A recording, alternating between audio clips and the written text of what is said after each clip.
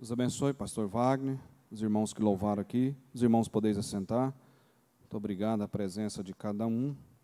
Sentimos alegre outra vez, é outra rica oportunidade que Deus nos concede, cede, a nós.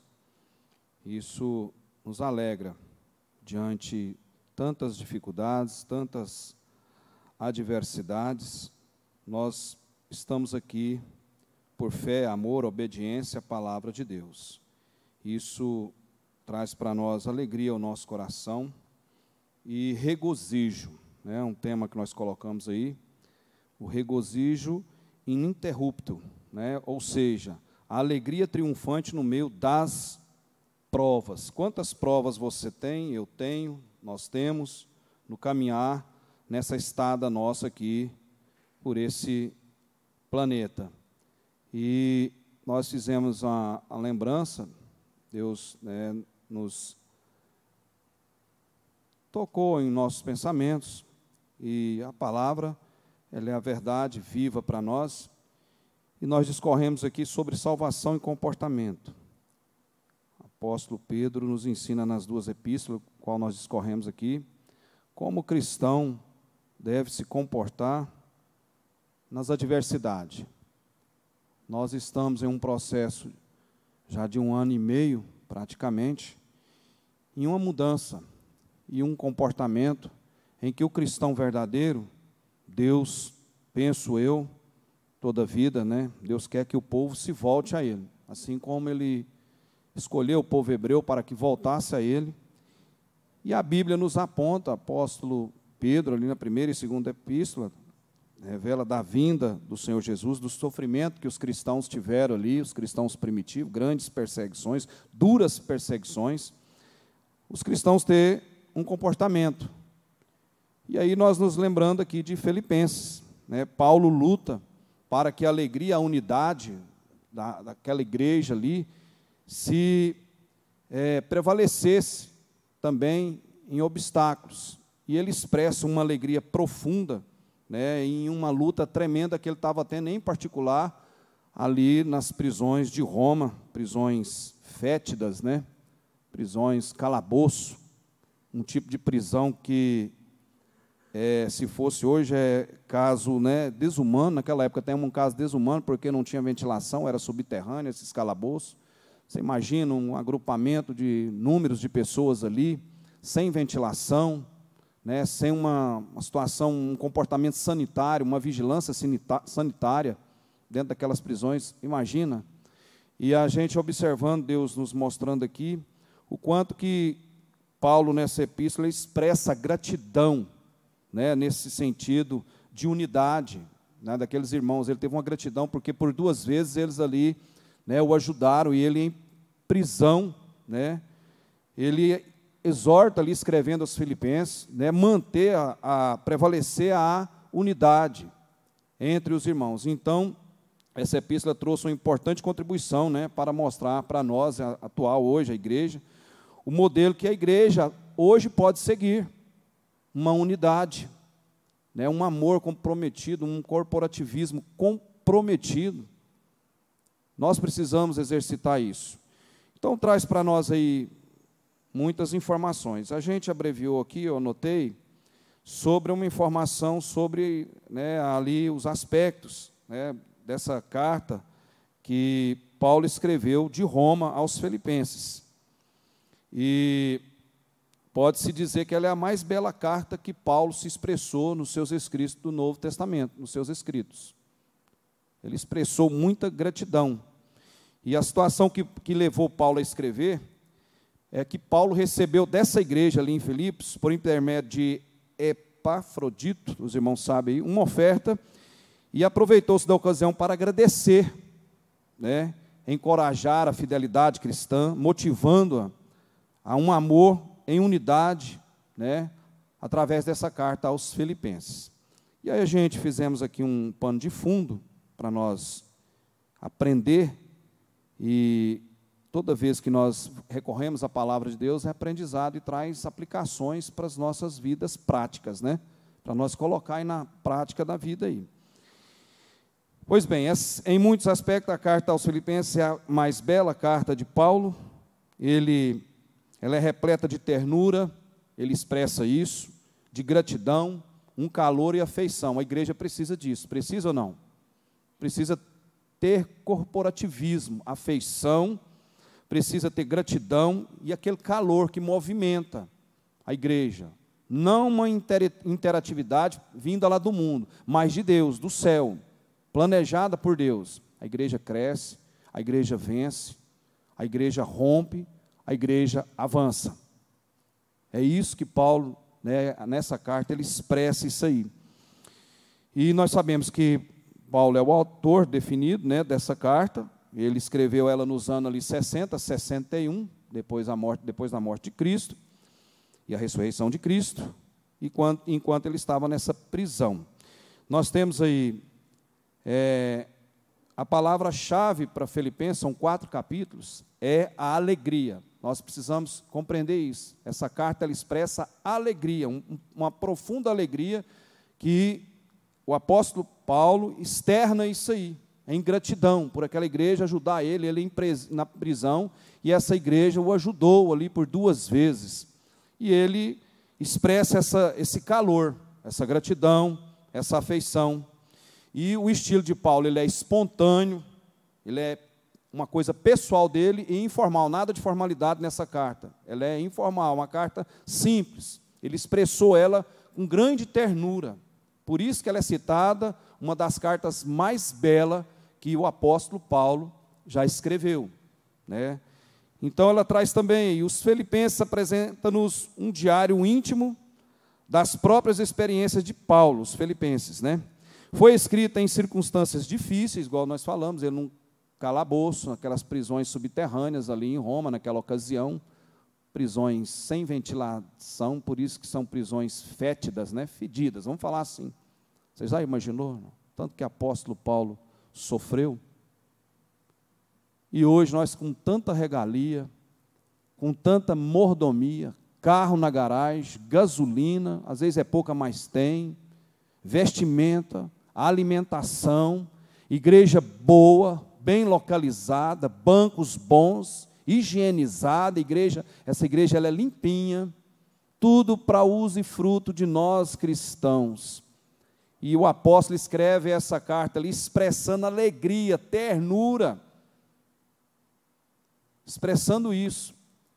Isso é ensinamento para nós, voltarmos à gratidão, voltarmos à unidade, voltarmos ao corporativismo da igreja, não o individualismo, não o apartheid espiritual, como sempre nós temos falado, mas crescendo em humildade com Deus, em um processo de gratidão por tantas coisas boas que Deus tem nos dado, a igreja de hoje. Vamos trazer para esse exemplo dessa igreja local.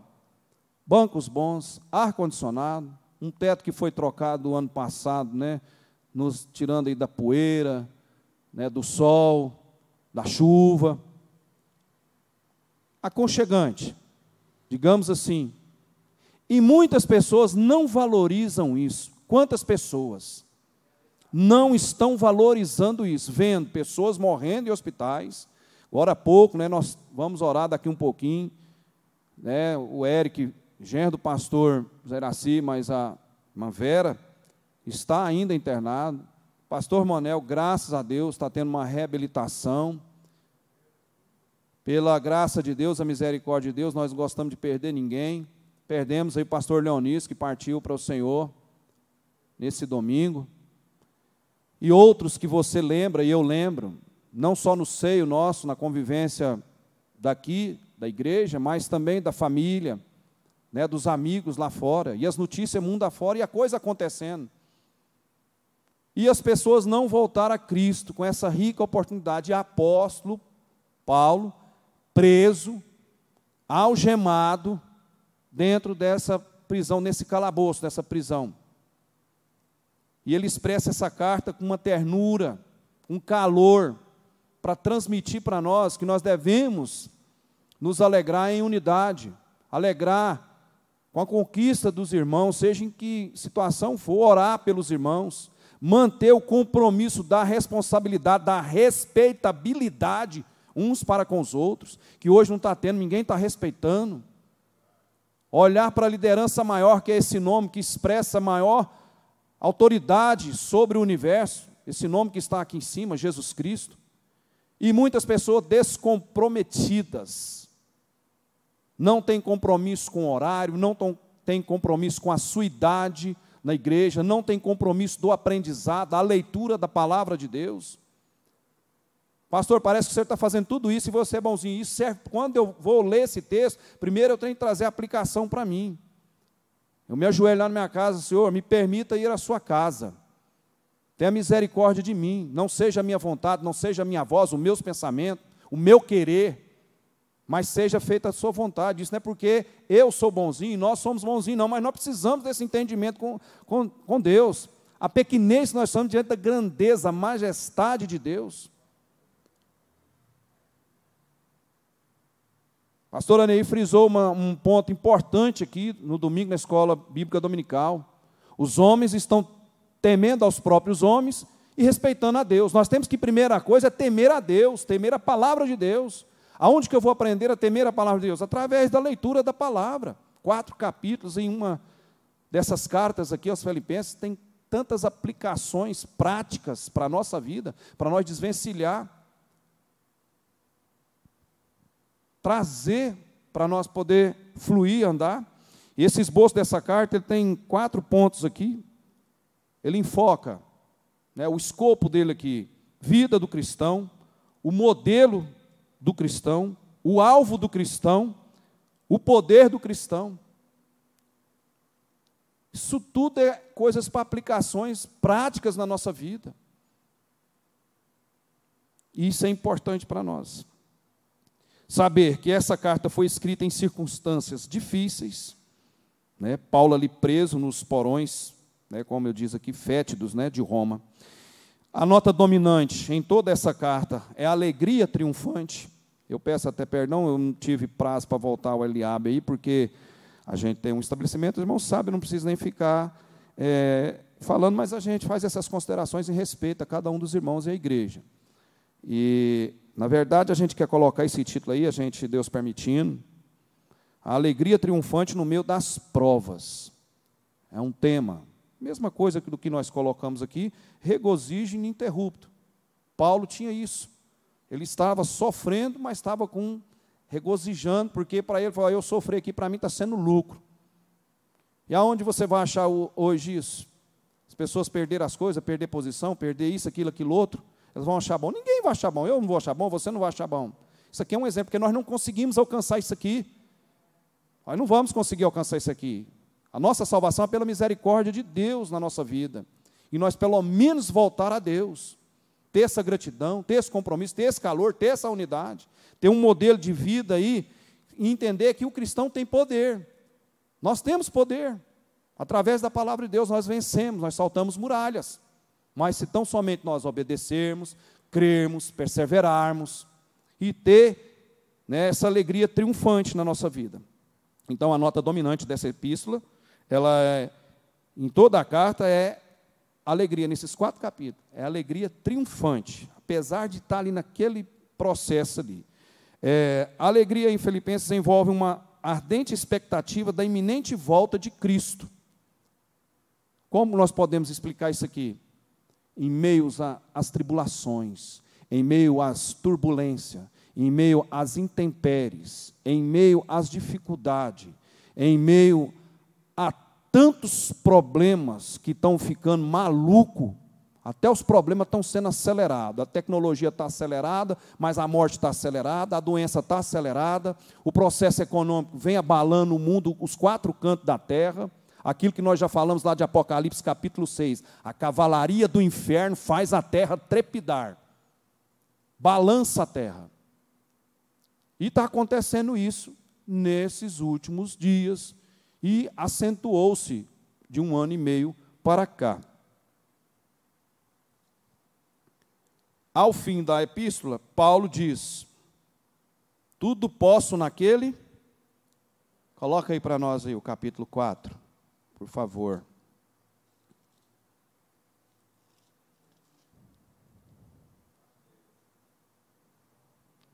capítulo 4 e o versículo 13, lá no finalzinho, né? Vamos ler aí?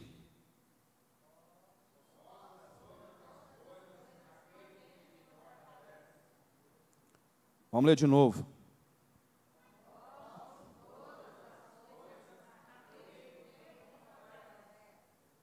Em nossa habitualidade de oração, de trabalhos na igreja, esse versículo é muito citado, é ou não é?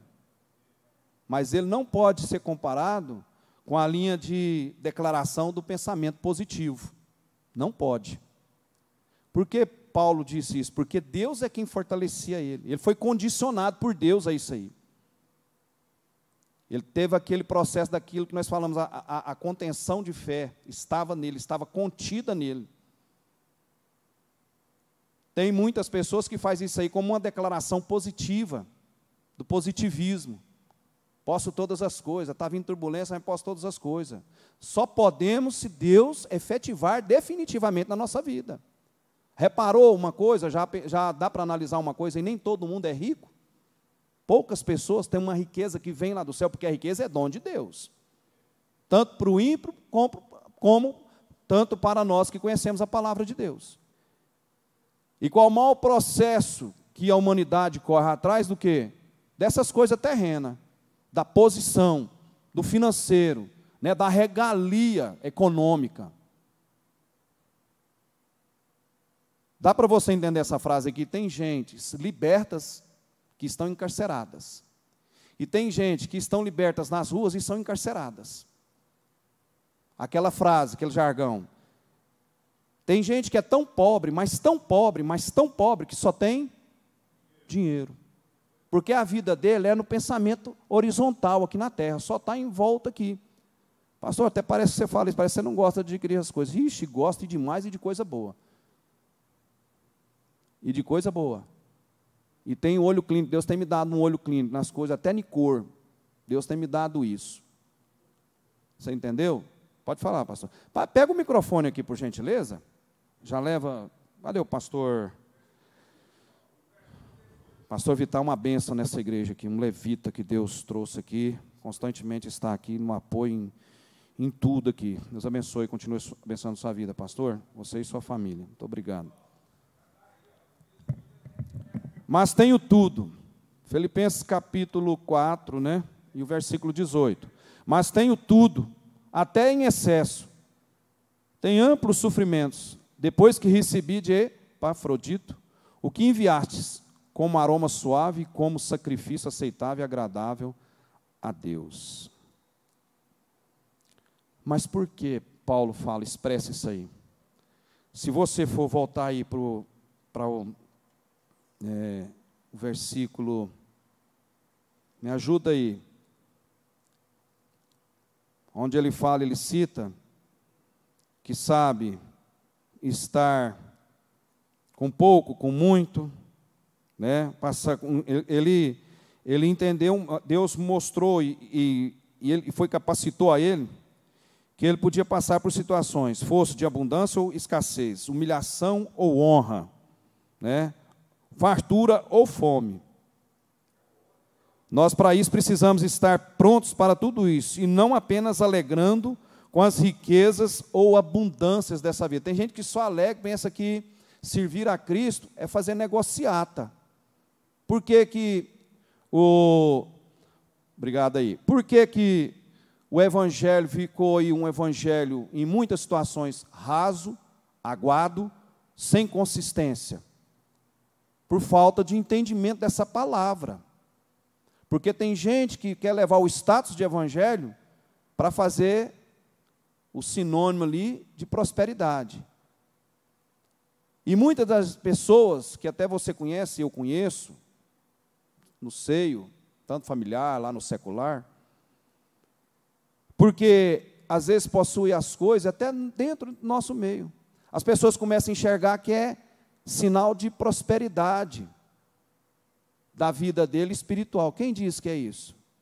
Nada disso. Tem tanta gente que você conhece que é de oração, que tem temor, tem conhecimento, tem gratidão, faz cabalmente cumprir a palavra de Deus, e não tem essas bênçãos.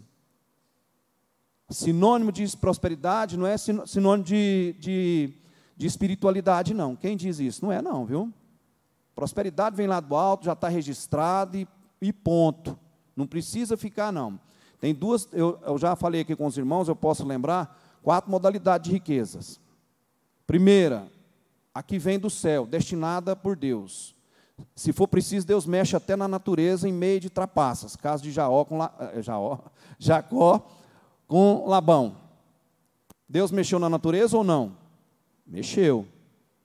A negociata de Labão, né, a expertise, o espírito maquiavélico em cima de Jacó. Mas Jacó estava pagando uma outra situação anterior, né? Ele estava pagando.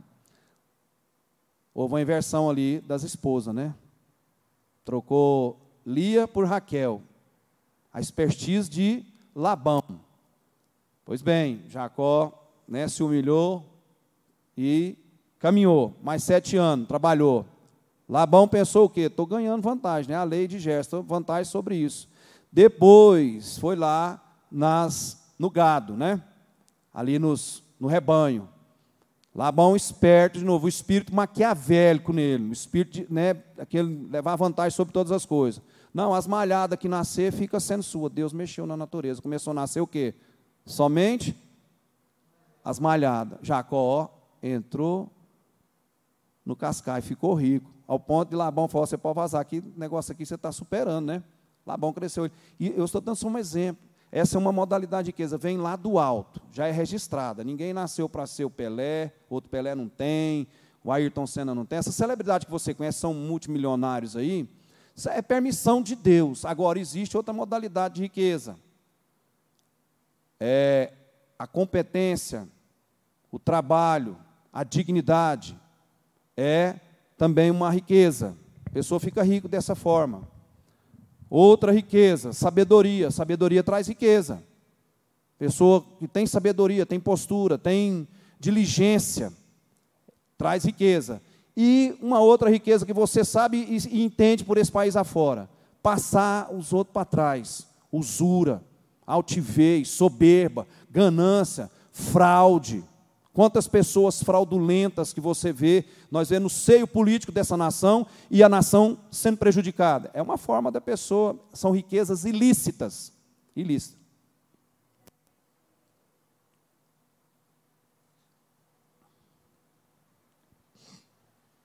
Pode falar, Mariné. Agora tá. O verde está, né? Se a gente pegar na palavra de Deus, Salomão ele não pediu riqueza, ele pediu sabedoria de Deus. E o que é que Deus fez? Um exemplo clássico aí para nós. Através da sabedoria, Deus deu riqueza para ele. Riqueza, não houve, né, um homem com tanta riqueza e tanta sabedoria. Se conta na história, a Bíblia revela isso. Então vem de Deus. Então, aí as pessoas pensam que vir para o Evangelho é tapete vermelho. Pensar que ser pastor é ter tapete vermelho. Quem diz isso? Não existe isso. Não existe isso. O nosso meio, o nosso Evangelho é para nós ter corporativismo, a unidade entre nós, o amor fraternal verdadeiro. E esse amor implica nós, cada um, lembrar uns dos outros, orar uns pelos outros. Não por isso que a igreja está tendo esse aperto, porque Deus está apertando. Olha o tanto de coisa que está acontecendo, irmãos. E daí agora? Agora vale mais a vida ou vale mais o palácio, o carro, o dinheiro? E aí? O que vale mais? Toda a vida foi a vida. E Deus vale muito mais do que isso, porque Deus é a vida para nós. Então, caminhando aí, a carta aos Filipenses é uma carta, ela tem uma postura ética e prática. E em sua ênfase, né, essa é a ênfase dessa carta, e está centralizada em Jesus. A ênfase dessa carta é a ética prática para nós, muita ética, de gratidão, de atribuições de alegria e triunfo em meio às provas. Antes de expor a carta de Paulo aos Filipenses, de expor essa carta, nós precisamos analisar a plantação dessa igreja, como que foi essa igreja foi plantada. Eu trouxe aqui, sintetizei aqui para os irmãos, quero ser rápido aqui. De todas as igrejas que Paulo plantou, essa foi a mais ligada ao apóstolo, né? Ele teve o maior afinco ali com ela, tanto é que ele expressa esse calor, essa gratidão e afeição pela igreja ali de Filipe. E essa foi a mais ligada ao apóstolo, e aqui nasceu num parto de maior profunda dor. De mais profunda dor. Por que mais profunda dor? Porque ele estava preso e acorrentado lá em Roma. E coloquei que nós precisamos refletir e enfatizar 2 pontos. Em primeiro lugar, o programa missionário da igreja deve ser conduzido pelo céu e não pela terra. Presta atenção. 2 pontos aqui. Em primeiro lugar, porque aqui essa é a segunda viagem missionária de Paulo. Essa carta nos traz isso aí, ela enfatiza isso aí. Então, Paulo teve um projeto, um plano. Para onde que Paulo ia? Para a Ásia.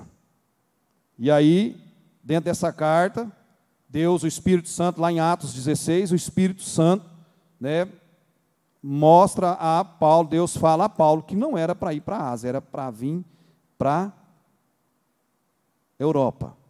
Então, olha só, em primeiro lugar, o programa missionário da igreja deve ser conduzido pelo céu e não pela terra. Quantos trabalhos missionários que as pessoas fazem, e fazem emotivamente, sem o plano de Deus. Lembra de nós falarmos aqui, fazer missão,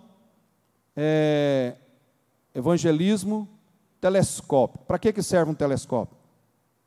Para que serve? Para ver mais longe, não é? E tem muita gente que tem essa visão. E o campo missionário, essa decisão tem que ser tomada no céu, não na terra. Em oração, jejum, uma percepção, uma orientação, uma direção e movimentação do Espírito Santo. Foi isso que aconteceu. Está aqui, é Bíblia que nós estamos falando, que aconteceu com o apóstolo Paulo. Ele estava indo para uma direção, o Espírito Santo tocou nele, ele voltou para outra direção. E aí abriu a porta do Evangelho, um novo marco histórico na humanidade, quando Paulo chegou ali em Filipos. É a porta da entrada para a Europa. Trouxe ali o Evangelho. Então, esse Evangelho telescópico, essa visão missionária telescópica, o que significa isso? Tem pessoas que querem fazer trabalho lá na África, quer fazer trabalho lá no Nordeste. Pastor, o senhor é contra? De jeito nenhum, a igreja tem que fazer. Essa igreja aqui sustenta missionários, tem feito trabalho missionário. Houve agora, está tendo essa interrupção devido a essa pandemia. Né? Nós somos testemunhas aqui local da igreja, pela cooperação dos irmãos. Deve-se fazer, mas tem que ser primeiro trabalhado lá no céu, da forma de Deus, da maneira de Deus, do jeito de Deus, com coerência, orientação e direção de Deus.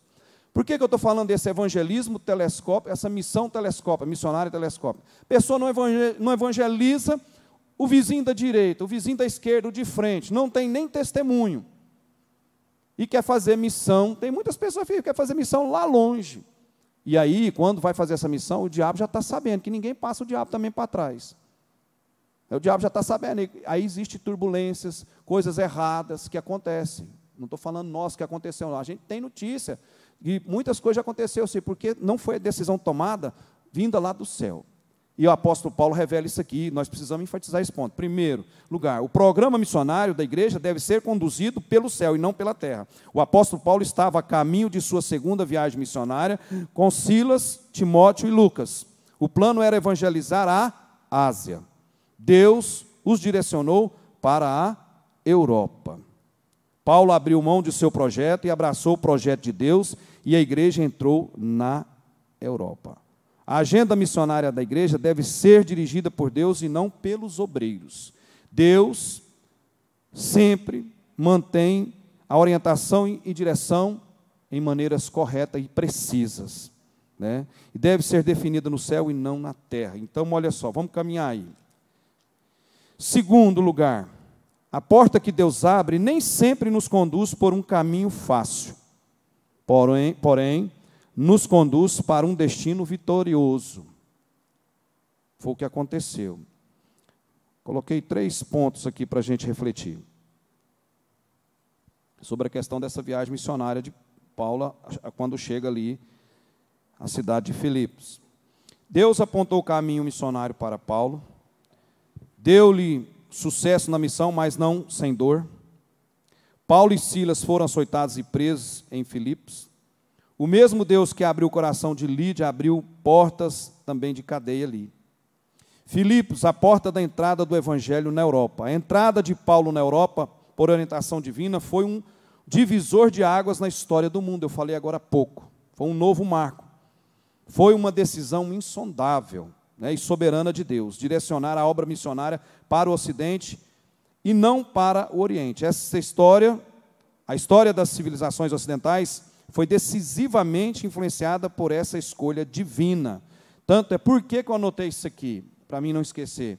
Porque você vê o tanto que o Evangelho se expandiu na Europa e chega a nós hoje aqui no Brasil, né, na América.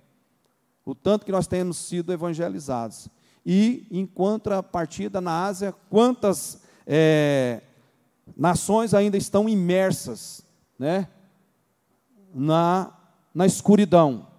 Falta do Evangelho ter alcançado. Então, nós somos privilegiados. Então, houve um novo marco, né, isso é insondável, um projeto de Deus, por isso esse Evangelho chega até nós. Então, estou fazendo aqui um pano de fundo, para nós entendermos como é que começou esse processo. Os irmãos bem sabem, é só lembrando, mas a igreja precisa entender, nós precisamos colocar a prática disso aqui, de que ele, quando escreveu isso aos Filipenses, ele tinha dor tremenda, profunda, sofrimento grande, porque estava preso. Mesmo assim, escreveu com toda alegria.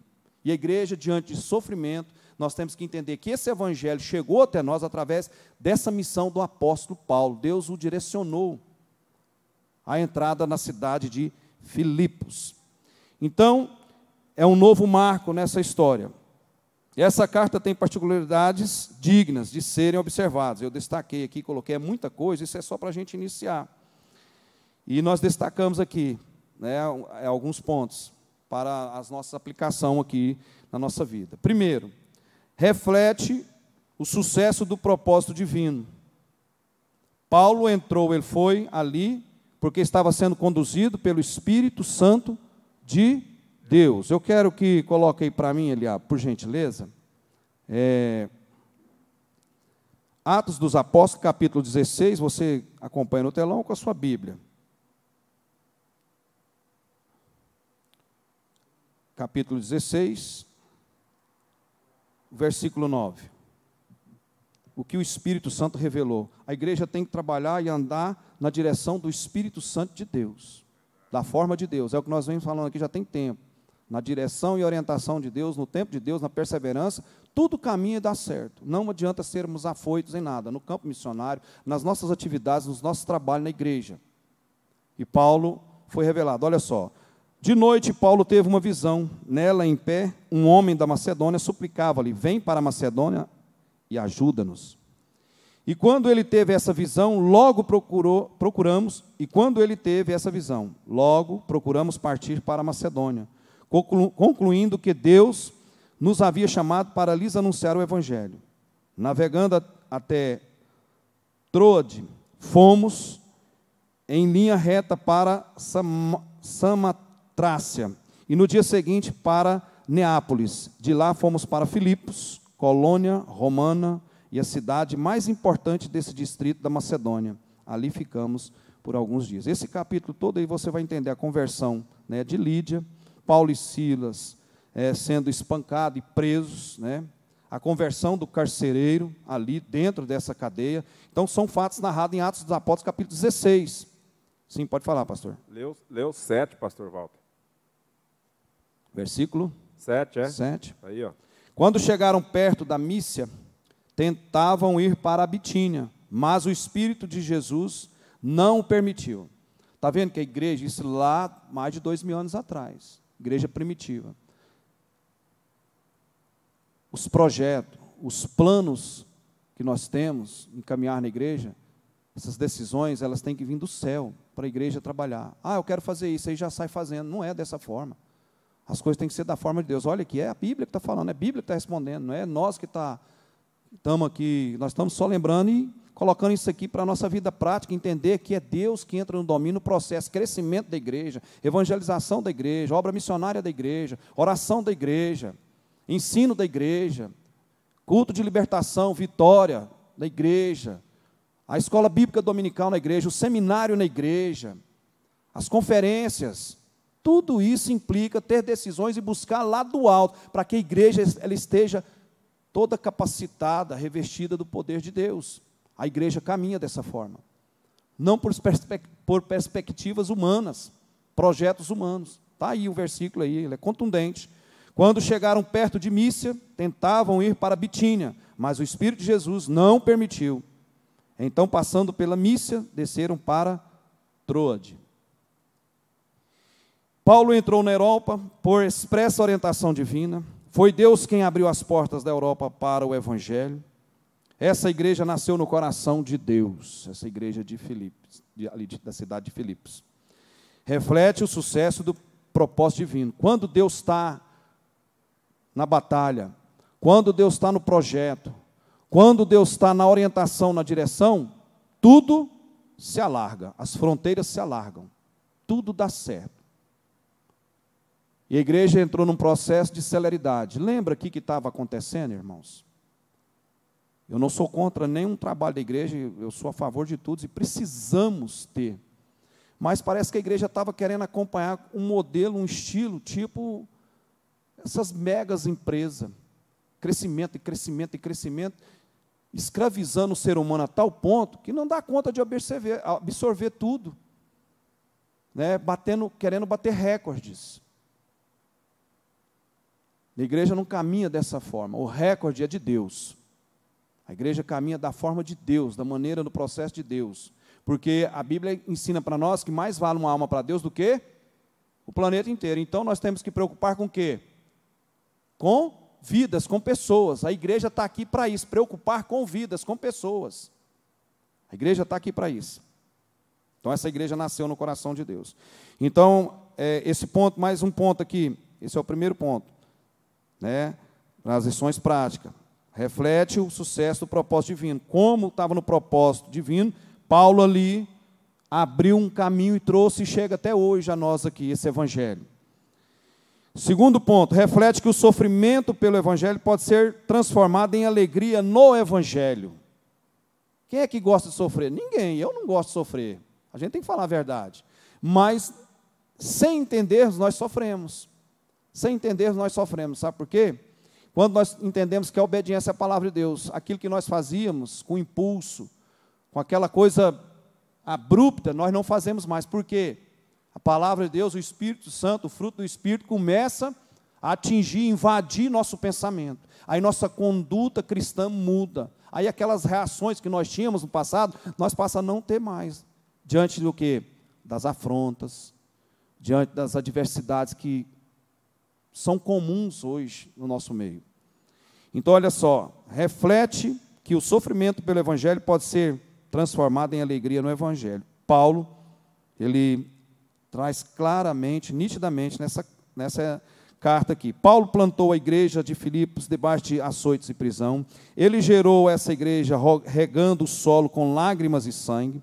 Essa igreja, no entanto, tornou-se a coroa da sua alegria, o motivo maior da sua consolação e sustento, porque essa igreja o sustentou, e ele tinha alegria, um apreço muito grande para os irmãos ali em Filipos. Terceiro, reflete que nenhuma circunstância pode frustrar os soberanos propósitos de Deus, né? Mesmo ele estando preso, mesmo ele sendo ali sujigado, nada abafou, nada calou o propósito que ele foi ali. Para quê? Para evangelizar.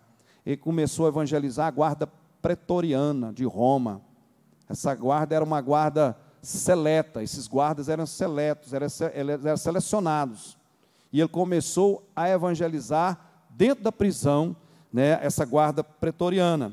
Então, olha só, Paulo escreve essa carta de Roma, onde está preso e algemado. Contudo, com tantas circunstâncias adversas, faz abrir mais uma avenida para o Evangelho, né? E o plano de Deus é sempre invencível. Isso foi o que escrevi, irmãos, para mim não perder aqui o norte, eu escrevi isso aqui. Então, essa avenida do Evangelho alcança hoje. E a obra missionária do evangelismo, segundo essa carta, através de Paulo, o exemplo de Paulo, nós precisamos evangelizar o vizinho da esquerda. Presta atenção nisso, o vizinho da direita, o vizinho da frente, evangelizar no trabalho, no ônibus, no lazer, aonde nós puder evangelizar. É mandamento, não é opção nossa não, é mandamento de Deus, nós ia anunciar. Paulo, mesmo preso nessa circunstância, ele escreve essa carta com profunda alegria. Então, traz isso para nós. Quarto, reflete a verdade gloriosa de que a alegria do cristão é ultra circunstancial. O que é isso? Olha só. Nos 4 capítulos dessa carta, Paulo lida com 4 ladrões de alegria. O que é isso, os ladrões de alegria? Eu anotei aqui. Observei. Tem muita coisa que rouba a nossa alegria. E Paulo, apesar daquela dificuldade, ele é algemado, preso naquele calabouço, naquela prisão sem condição humana, ele escreve essa carta. Nós não suportamos isso, irmão. Hoje, nós aqui, nós não suportamos isso.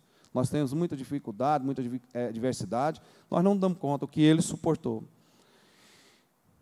E então, nessa epístola, os 4 capítulos, eu quero deixar isso aqui para os irmãos, para nós entendermos. O tempo nosso é curto, Deus permitir, nós vamos avançar na próxima terça. Ladrões da alegria. Primeiro, coloca aí para nós, capítulo 1 e o versículo 12. As circunstâncias. Paulo não se diminuiu diante daquela afronta, daquela circunstância, dentro daquele calabouço, daquela prisão fétida. A circunstância ali não abalou ele. E quantas circunstâncias pequenininhas nos abalam hoje? Vamos ser sinceros com nós. É ou não é? É ou não é verdade? Coisas pequenas nos abalam. Essa pandemia não tem abalado, ela não é pequena. Eu estou falando que existem coisas pequenas que nos abalam. E aí essa circunstância não abalou o apóstolo Paulo, mesmo ali preso e algemado, não abalou ele. Então, olha só, ladrões de alegria. Primeiro ladrão de alegria, as circunstâncias. Segundo, as pessoas roubam sua alegria. Terceiro, as coisas materiais roubam a alegria. E quarto, a ansiedade rouba a alegria do cristão. 3 pontos aqui, 4 pontos nós colocamos aqui. Ladrões da alegria, as circunstâncias, as pessoas, as coisas materiais e a ansiedade. Está tudo aí dentro dessa carta aos Filipenses aí. Olha esse versículo aí, o versículo 12 do capítulo 1 aí de Filipenses. Olha o que diz aí. Irmãos, quero que saibais que as coisas que me aconteceram contribuíram para o avanço do Evangelho.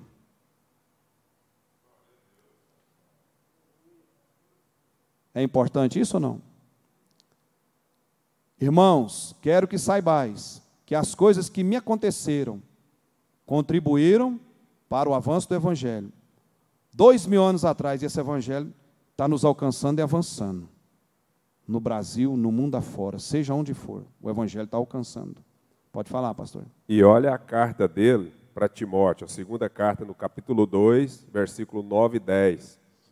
Pelo qual estou sofrendo até algemas, como malfeitor, contudo a palavra de Deus não está algemada. Por esta razão, tudo suporto por causa dos eleitos, para que também eles obtenham a salvação que está em Cristo Jesus. Com eterna glória. Olha só. Mesmo Paulo encarcerado ali, não pôde barrar, dentro daquela cadeia, o avanço do Evangelho. Por isso, aquilo que nós falamos, existem pessoas que estão encarceradas, mas libertas por dentro. Tem Cristo lá. Estão presos, e tem Cristo lá. Tem cristão lá pagando, e são libertas. E existem pessoas libertas nas ruas e presas interiormente. Mágoas, ressentimento, ansiedade, preocupação, dúvida, medo, pânico, tudo é tipo de coisa. E olha só, o mal pode ter seus objetivos frustrados e ser transformado em motivo de alegria, o que aconteceu ali com Paulo. Mas depende da habitação espiritual, para ver. Depende como a pessoa está, o espiritual, para superar circunstâncias. Se nós não estivermos no espiritual com Deus, a circunstância pode nos roubar a alegria. No trabalho, na família, na igreja, na faculdade. 4 fatores que implicam direta e indiretamente para nós. Ladrões de alegria, a circunstância. Quantas pessoas que você conhece já perderam a alegria de março do ano passado para agora. Quantas pessoas estão no caminho com dúvidas, pânico, medo, e não corre para a Bíblia, não corre para a palavra de Deus e descansa em Deus. Isso não é ser super-homem, não. É mostrar em humilhação que nós somos carentes e dependentes de Deus. E esses ladrões de alegria estão aí, através de circunstâncias. E não roubou a alegria, o regozijo, ininterrupto do apóstolo Paulo. Por quê? O Espírito Santo estava nele, habitando nele. Nós, sem o Espírito Santo na nossa vida, nós não temos combustível. Por isso que muitos fraquejam, e nós mesmos podemos vir a fraquejar se o Espírito Santo não estiver habitando em nós. E só habita através da aplicação prática da palavra, obediência, temor, comunhão, santificação.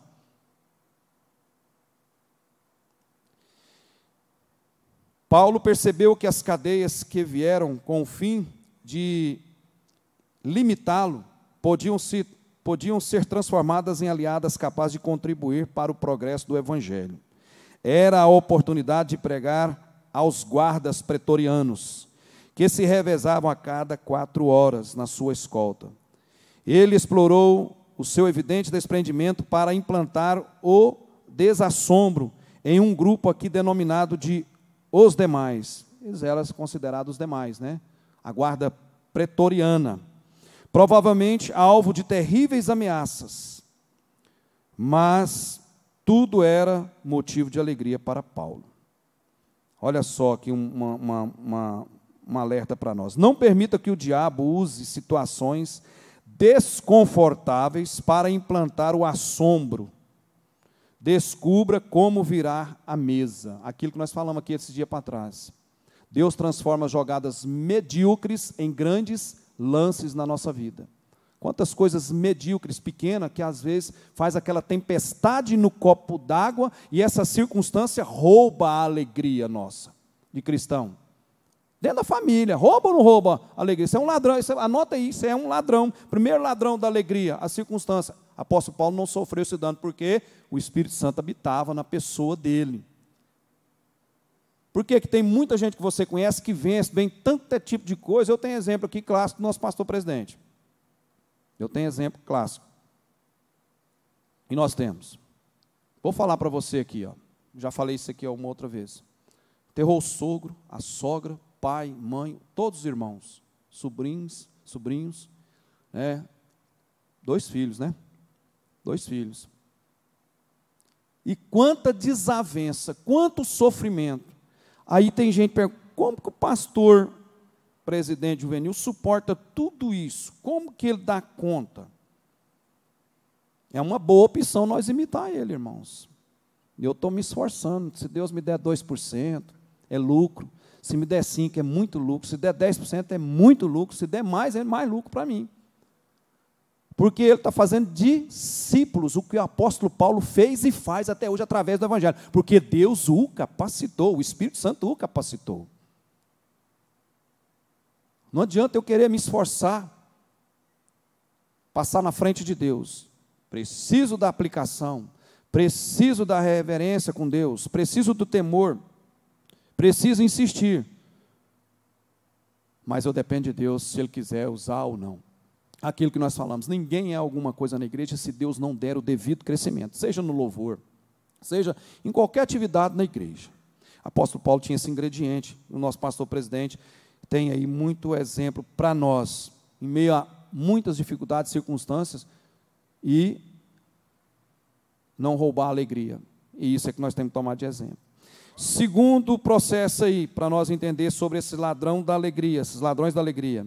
Pessoas, capítulo 2 aí de Filipenses, do versículo 1 ao 4, traz uma referência para nós aí, pedagógica de Deus, pedagogia de Deus para nós, uma aplicação para a minha vida, para a nossa vida. Obrigado, pastor. Quer falar alguma coisa? Assim, o aconselhamento de Paulo veio a calhar nisso que você está falando aí dos ladrões da paz, Assim. Desculpa. No capítulo 4, vem a calhar com o que você acabou de dizer aí na questão dos ladrões da paz. E aí vem o aconselhamento de Paulo, no versículos 6 e 7. Se você quiser estar lendo aí. Olha, um homem que estava preso, passando por todos esses problemas que você está dizendo, e ele ter a paz para dar esse conselho aí para a igreja. 6 e 7. Capítulo 4, né? Não andeis ansiosos por coisa alguma. Pelo contrário, sejam os vossos pedidos plenamente conhecidos diante de Deus, por meio de oração e súplica com ações de graça. Aquilo que o pastor Júnior já ensinou, outros aqui já falou. Pedir, nós podemos pedir tudo para Deus. Agora, responder é critério dele. Pedir, você pode pedir tudo. Agora, o cristão, ele tem que ser inteligente também, tem que ter um pouquinho de sapiência, noção, sensibilidade, bom senso para pedir as coisas. Né? Quando é mais novo, você pede muita coisa, né? Eu já falei aqui, eu pensava que com 40 anos eu ia ter fazenda. Eu comecei a ganhar dinheiro, eu pensei, agora eu vou ter fazenda, 40 anos, Celestino, eu vou arrebentar. Comprava carro, vendia moto, virei aquele negócio, e o dinheiro subiu na cabeça, irmão, ô pastor Ney, e foi lá em cima.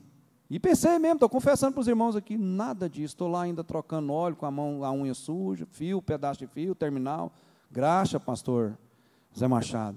Mas hoje eu tenho uma alegria diferente, que Deus mudou meus pensamentos. Mudou a minha rota, assim como aconteceu com Paulo e com todos nós estamos acontecendo, mudou a rota. O que Paulo era, né? Um perseguidor, né? Um homicida, tinha conhecimento, fariseu, foi criado dentro ali do fariseísmo, né? Uma seita complicada, implicou com o cristianismo verdadeiro. Olha o que Deus fez na vida desse homem. Então, olha só aí, voltando aí para caminhar, que o tempo já é nosso amigo e já vai muito rápido, tem tanta coisa. Primeiro ladrão da alegria, a circunstância. Nós devemos vigiar, que o apóstolo Paulo, nesse versículo, né, o capítulo 1, versículo 12, nós lemos agora há pouco. O segundo ladrão, pessoas, capítulo 2, o versículo 1, né, até o 4 aí. Olha só. Portanto, se há em Cristo alguma exortação, alguma consolação de amor, alguma comunhão do Espírito, se há qualquer sentimento profundo ou compaixão, completai a minha alegria, para que tenhais o mesmo modo, a igreja, ó, para que tenhais o mesmo modo de pensar. Quantas variantes de pensamento errado, para lá e para cá, se a igreja for atender tudo isso, como é que fica? Você imaginou se Deus for atender o pedido de todo mundo? Qual que é o pedido mais concreto que nós pedimos para Deus? O que nós estudamos aqui em 12 edições, foi 12, Eliabe? 12, né? 12 edições do estudo? Eu vi sempre você falando 11º, foi 12, né? 12 edições. Salvação e comportamento para atingir salvação. É o que nós lutamos aqui. Nós temos que ser bem objetivo, clássico nisso aí, o cristão. Senhor, eu quero ser salvo, para desprender desse mundo. 11 edições. Obrigado, Eliabe. 11.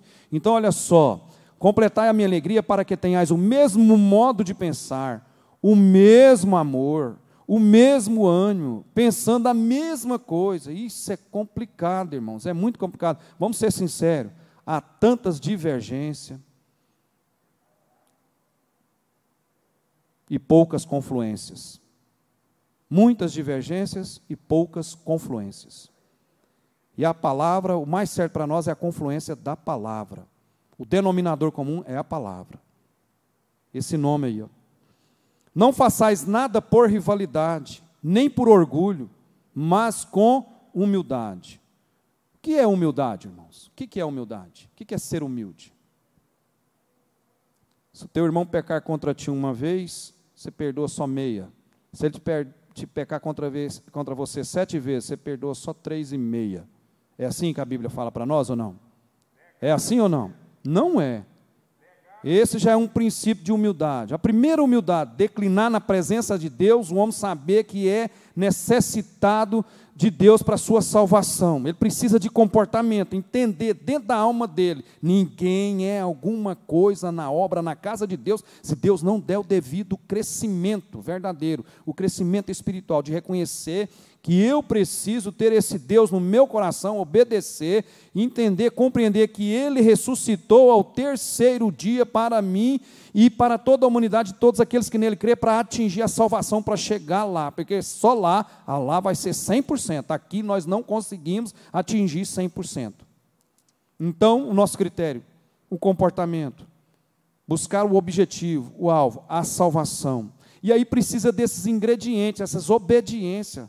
Esse comportamento de alegria aqui fala de alegria. Não façais nada por rivalidade, nem por orgulho, mas com humildade. Essa humildade, irmão, é você saber que você está certo, mas você está sendo ali, né, está sendo pejorado, não está sendo compreendido. Não estou falando de mim, não, estou falando de qualquer um, com você, dentro da família, no trabalho, seja onde que for, não só na igreja. E você sabe que você está na posição, mas mesmo assim você não ousa. Você não vai, você está vendo que já está delirada, a situação já está, já entrou numa situação que não tem mais contorno. Você saber perder, que Deus vai justificar. Tem uma frase que diz assim: a vida é um jogo, cabe você saber ganhar ou perder. A vida não é só ganhar. Cristão, nós precisamos entender isso.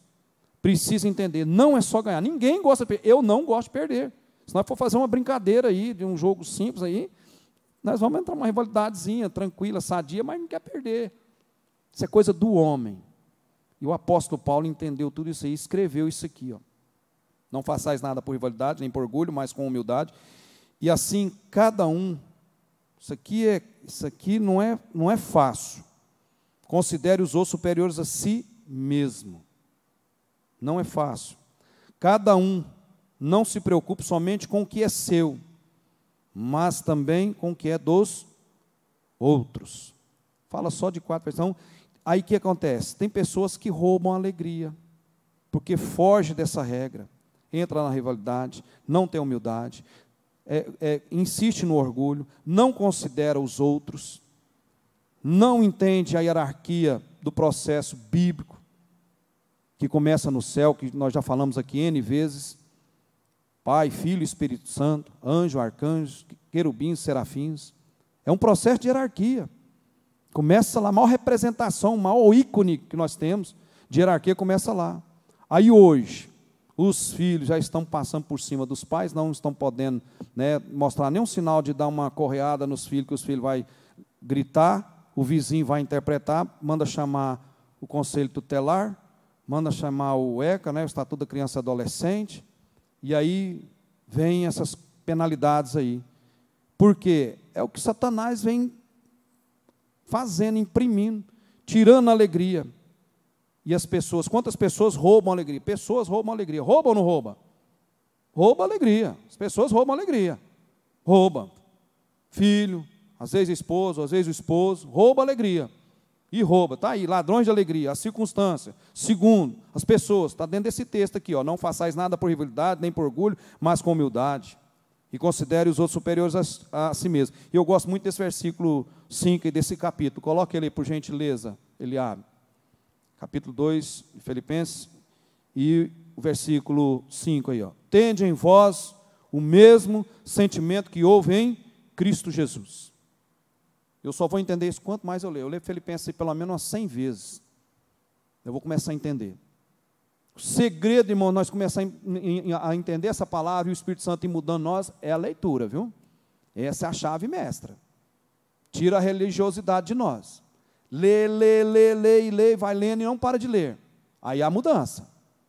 Por isso que tem pessoas que têm esse comportamento e não, a circunstância não rouba alegria, as pessoas não roubam alegria, porque tem a palavra, tem o Espírito Santo. O Espírito Santo é a palavra que vai ali movimentar, ele vai trabalhar na sua vida, vai direcionar. O tempo foi embora. Terceiro ponto aí. Coisas materiais, dentro de Filipenses, capítulo 3 e versículo 19. Olha só, vamos ler. Capítulo 3 de Filipenses e o versículo 19. Que rouba a alegria, os ladrões da alegria. Tem mais aí, viu? Eu posicionei em 4 aqui. As circunstâncias, as pessoas, as coisas materiais. Nós vamos ler. Olha aí o que diz o versículo. Vamos ler todos nós? Nós já vamos finalizando. Vamos lá? O fim deles é a perdição. O Deus deles é o estômago. E a glória que eles têm baseia-se no que é vergonhoso. Eles se preocupam só com as coisas terrenas. Está vendo? Coisas materiais. Você conhece gente assim? Lá no mundo está cheio de gente. Aquela frase, né, a inversão do ser pelo ter. Quantas pessoas sobre pisando na cabeça dos outros, sujigando as pessoas. Nosso país tem um clássico exemplo disso aí. Quantas malversacividades, quanta maldade, quanta fraude. Então, olha só, as circunstâncias roubam a alegria, as pessoas roubam a alegria, as coisas materiais roubam também a alegria. Tem gente que só olha, o mundo dele está em torno do quê? Do umbigo. Tem gente que o mundo dele está em torno do umbigo. Eu, mais eu, versus eu, ao quadrado, Bhaskara, o que mais, Marinel? Aquelas matemáticas aí. E vai fazendo conta, raiz quadrada, Bhaskara, né? Como é que é? Trigonometria, né? Assimetria. Tem gente que é dessa forma. Eu, mais eu de novo, mais eu versus eu, mais eu. E não divide, não tem divisão, não, só multiplicação, está em torno do umbigo. São pessoas também que está essa situação, as coisas materiais roubam, é ladrão da alegria das pessoas. A última, aí nós finalizamos, a ansiedade. O pastor Wagner, nós lemos agora há pouco, a ansiedade rouba a alegria. A alegria do cristão não é a ausência de problemas, nem está colocada em coisas. Ela procede de Deus, é sustentada por Deus, é consumada por Ele. Olha só a alegria nossa que nós temos, onde é que depositar essa alegria? A fonte dela. A fonte da alegria nossa é Deus e a palavra. Então, ladrões da alegria, as circunstâncias, as pessoas, as coisas materiais e a ansiedade desse versículo 6 e 7 aqui do capítulo 4 de Filipenses. Olha só o que diz aí. Não andeis ansiosos por coisa alguma, pelo contrário, sejam vossos pedidos plenamente conhecidos diante de Deus, por meio de oração, súplica, com ações de graça, e a paz de Deus, que ultrapassa todo o entendimento, guardará o vosso coração e os vossos pensamentos em Cristo. Aí o que acontece? Você descansa, tira a ansiedade, ela sai, ela vai embora. Quando descansa e deposita em Deus. Aí esses ladrões da alegria, esses quatro aqui, tem muito mais ladrão de alegria aí. Tem ou não tem, pastor Zé Machado? Tem muitos ladrões de alegria. Apóstolo Paulo não deixou esses ladrões roubar, né, a questão da alegria dele, mesmo em plena situação que ele passou. Vale a pena nós refletirmos, que Deus possa nos dar a graça, irmãos. Agradeço a presença de muitos irmãos aqui, você que nos assiste, que nós possamos progredir, começando de todos nós aqui, um por um, nós possamos entender que obedecer a Deus, independente da circunstância, a alegria do cristão é entender que há uma salvação, há uma vitória no final. Existe uma posição em que Deus nos vai colocar, muito melhor do que essa que nós estamos. Precisamos acreditar. Precisamos exercitar. Deus abençoe os irmãos. Tem mais coisa para discorrer e que esse tema possa nos ajudar a entender o quanto que o apóstolo Paulo sofreu nessa circunstância e não perdeu a alegria. E nós não perdemos a alegria porque confiamos no nosso Deus. Amém? Deus abençoe os irmãos. Glória a Deus. Obrigado, pastor Walter. Que Deus continue te abençoando e te capacitando para fazer esse trabalho maravilhoso. Não que seja necessária alguma correção. Eu só quero ler um versículo aqui, porque você achou muita graça naquele versículo que o apóstolo Paulo disse no capítulo 2 e o 5, né? Tenhais o mesmo pensamento de Cristo. E antes o apóstolo Paulo já tinha dado um parecer para eles. No capítulo 1 e o versículo 29 ele abre. Olha o que ele disse antes de falar do 2, em relação a Cristo. Isso é para o cristão entender, cristão. Olha lá.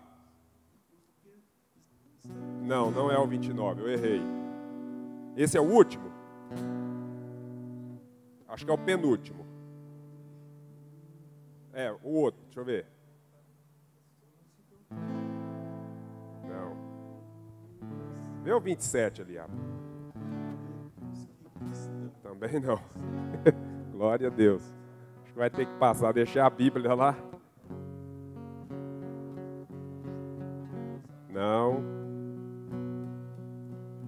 Também não. Não, tá para frente.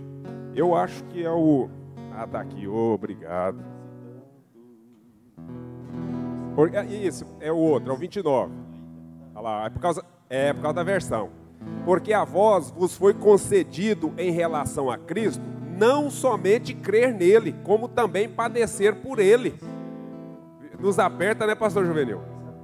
Olha, porque a vós vos foi concedido em relação a Cristo, não somente crer nele, como também padecer por ele. Por isso que o apóstolo Paulo disse assim, completa a minha alegria essa cadeia, porque aqui eu ainda estou sendo frutífero. Glória a Deus. Pastor Zé Iraci? Viu, pastor Walter?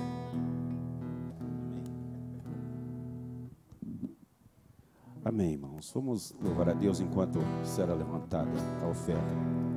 No mundo murmura-se tanto entre os que cristãos dizem ser. Em vez de louvores há pranto, fraqueza em lugar de prazer.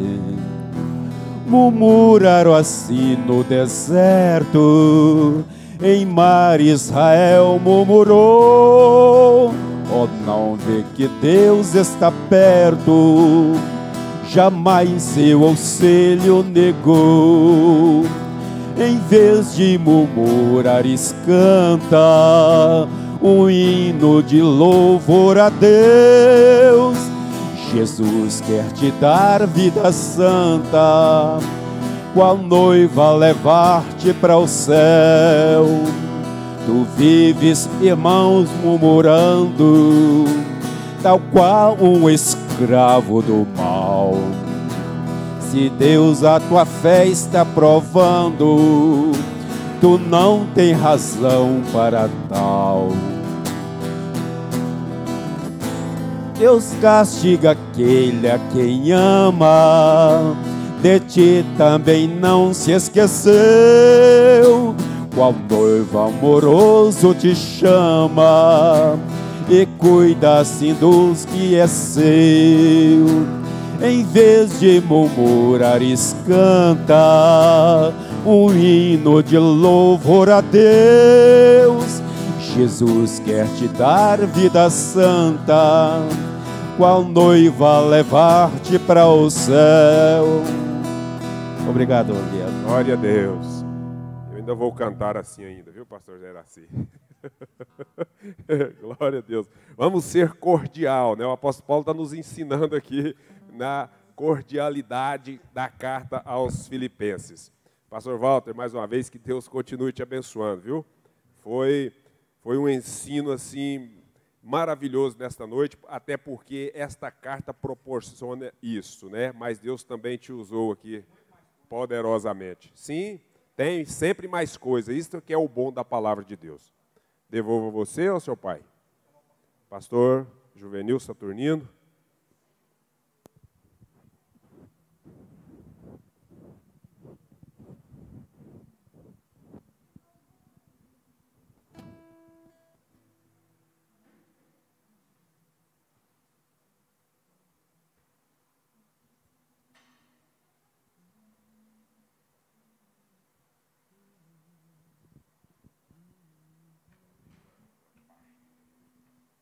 Paz, Senhor, para os irmãos. Como é ter o mesmo sentimento de Cristo Jesus? Leu aí, não deu o versículo? Tende o mesmo sentimento que houve em Cristo Jesus. Qual foi o sentimento de Jesus quando viu Jerusalém lá? Chorou de pena, a maneira que ele estava vivendo. Chorou. Compaixão daquele povo. Ele ainda comparou com uma galinha que pega seu pintains, né? E fica debaixo dele. Ele é a proteção. É sentimento, irmão. É terrível. Hoje nós estamos vivendo uma difícil, que o sentimento do mal parece estar superando o sentimento do bem. Qualquer coisa que você fala, a pessoa já leva para o lado errado, ali começa um sentimento perverso. É difícil, vamos ficar de pé, agradecer o nosso Deus. Deus abençoe o pastor Valdo. O sentimento, irmão, é uma coisa terrível. Você mexer com o sentimento da pessoa. Você vê a pessoa que suicida, mata. Você vê o sentimento? Mata por ciúme, mata por traição. Orar para as pessoas que estão enfermas, estão hospitalizadas. E lá o colega nosso lá do Valtinho, nós também lá, vizinho lá, tem um comércio lá, o Anderson, ainda novo, parece que não tem nem 40 anos. Também. Também está com...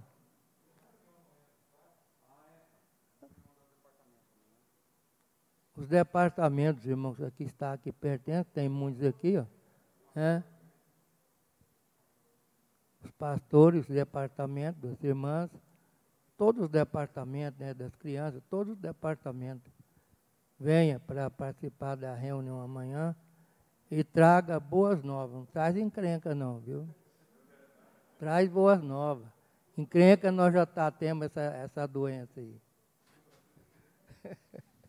Mas é verdade, a pessoa veio só para poder botar garrancho no meio, deixa as garranchos para lá no meio do mato para lá que os bichos correm lá, arranha tudo para lá.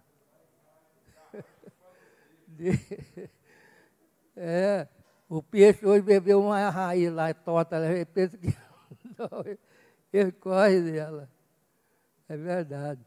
Vamos agradecer ao nosso Deus e orar para essas pessoas também e que essa doença passa bem longe de nós, não é isso?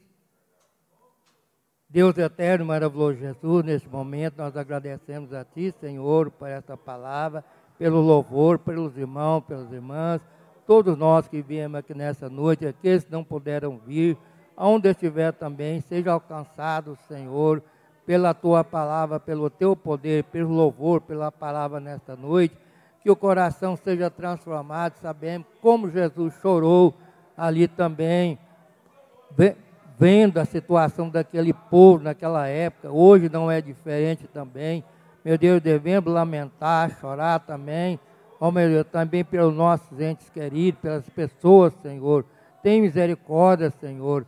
Ó Deus, aqueles que têm perdido seus entes queridos, meu Deus, aqueles que estão enfermos, está nos hospitais, está em casa, em todo lugar, leva, meu Deus, também a libertação, leva conforto, leva saúde, meu Deus, cura, liberta, Senhor, pelo poder da Tua palavra.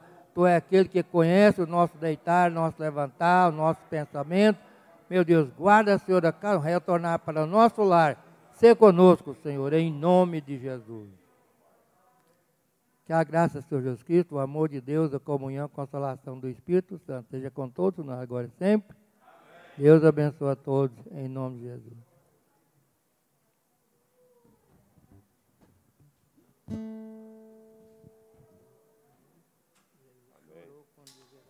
Exatamente. Um sentimento de amor, né, pastor? Por ver o povo se perdendo lá. Exatamente.